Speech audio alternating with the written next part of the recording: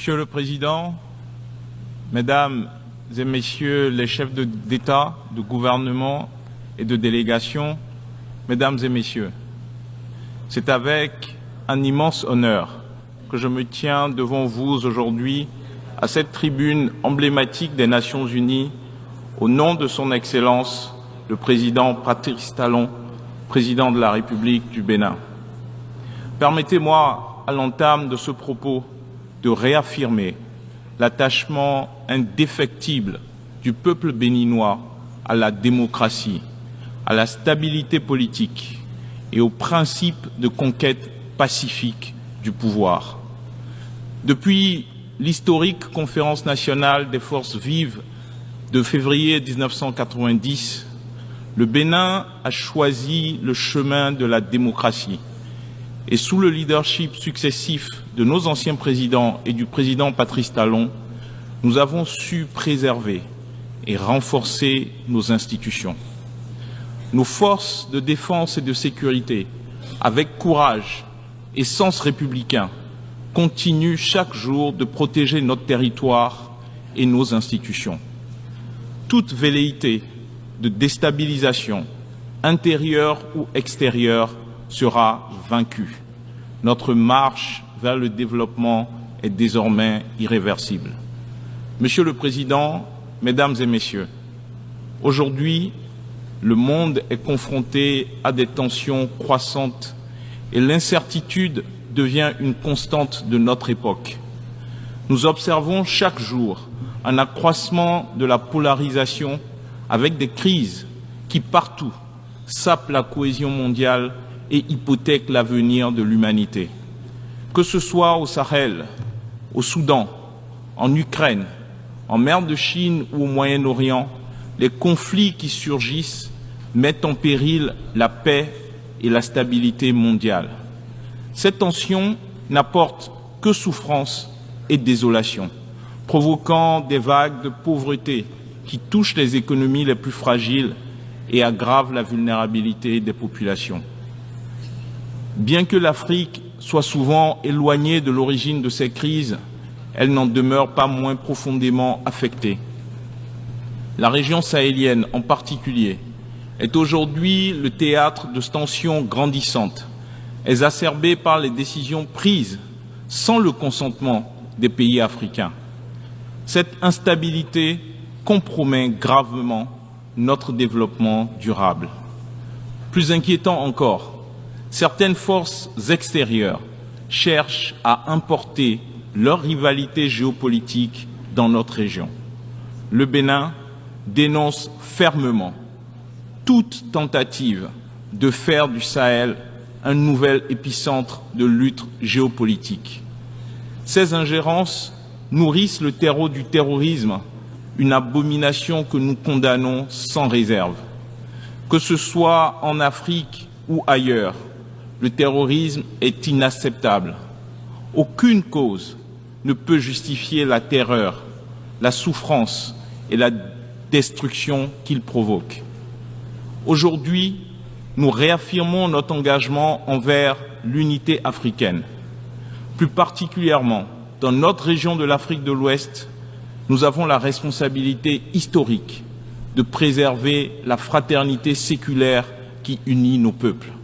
Le Bénin est prêt à jouer son rôle dans cette bataille contre le terrorisme et pour le développement. Notre unité d'action est essentielle, quelles que soient les organisations régionales auxquelles nous décidons d'appartenir.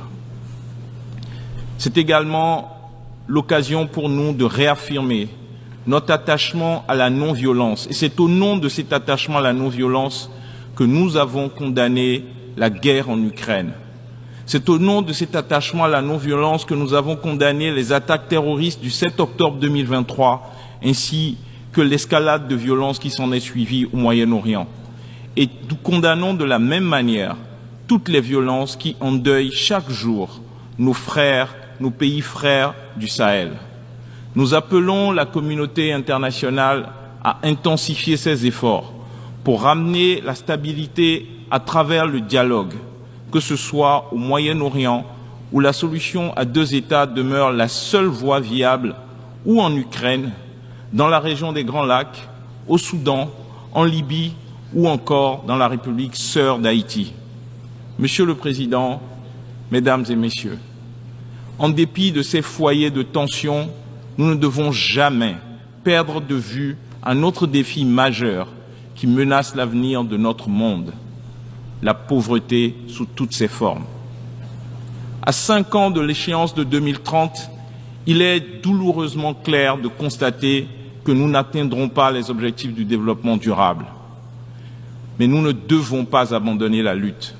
Le combat contre la pauvreté reste l'un des plus grands défis de notre époque. Sans ce combat, il n'y aura ni paix véritable, ni stabilité durable.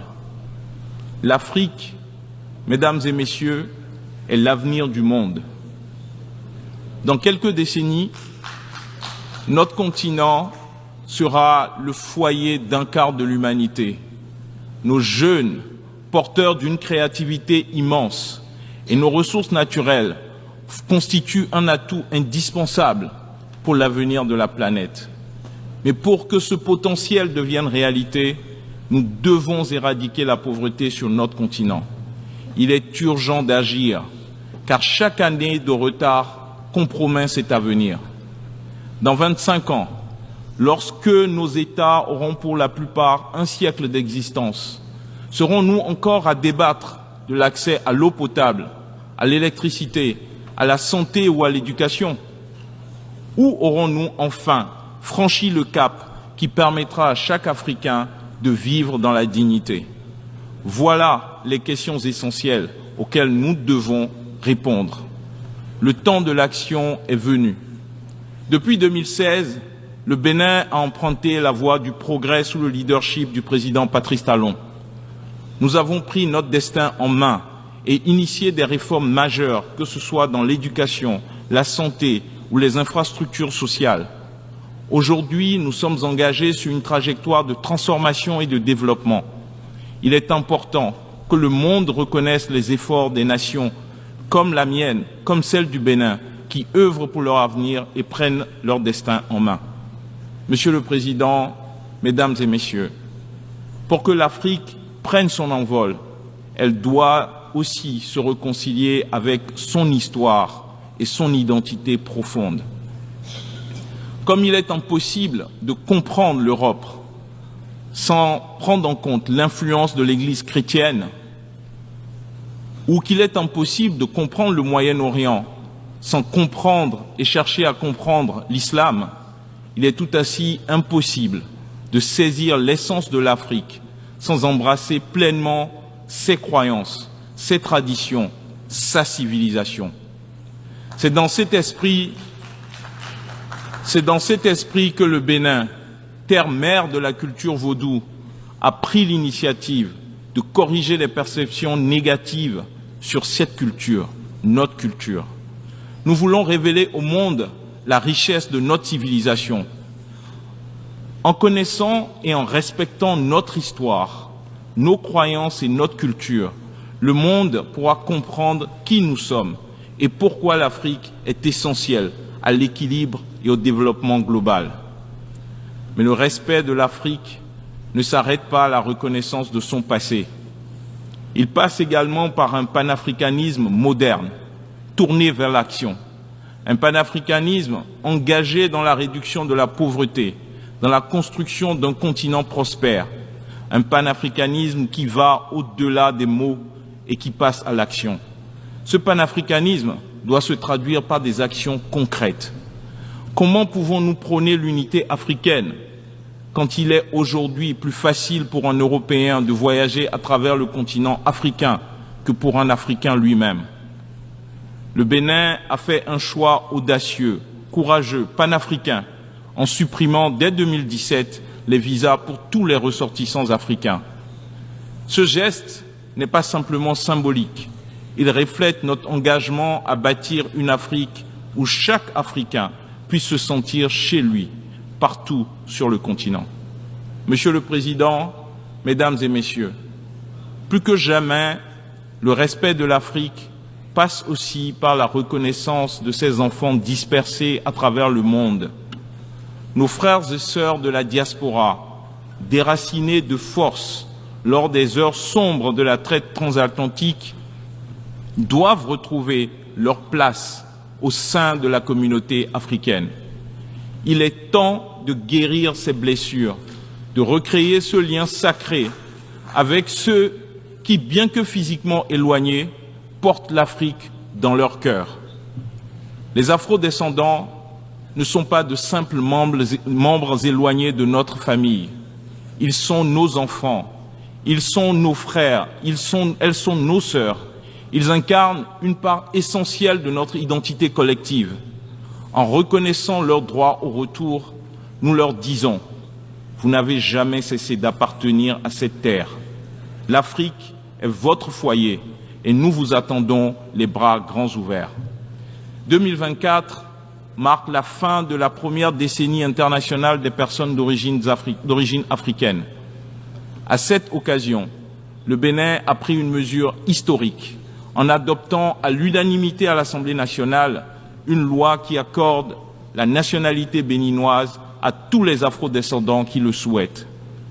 Cet acte est bien plus qu'un simple geste symbolique. Il est une invitation à un avenir commun, un appel vibrant à l'unité et à la solidarité. Ensemble, Africains, afrodescendants du continent et de la diaspora, nous relèverons les défis de demain. Ensemble, nous bâtirons une Afrique forte, prospère et respectée.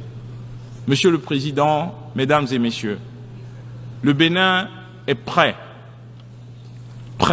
à tracer la voie vers une Afrique unie, une Afrique dynamique et ouverte sur le monde, une Afrique qui se prend en charge, une Afrique engagée pour réaliser son avenir. Le siècle de l'Afrique est à portée de main.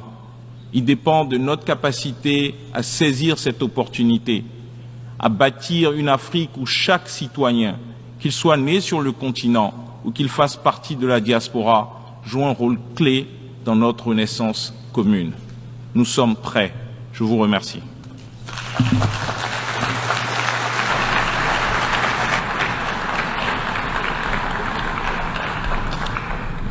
I thank the Minister for Foreign Affairs of Benin.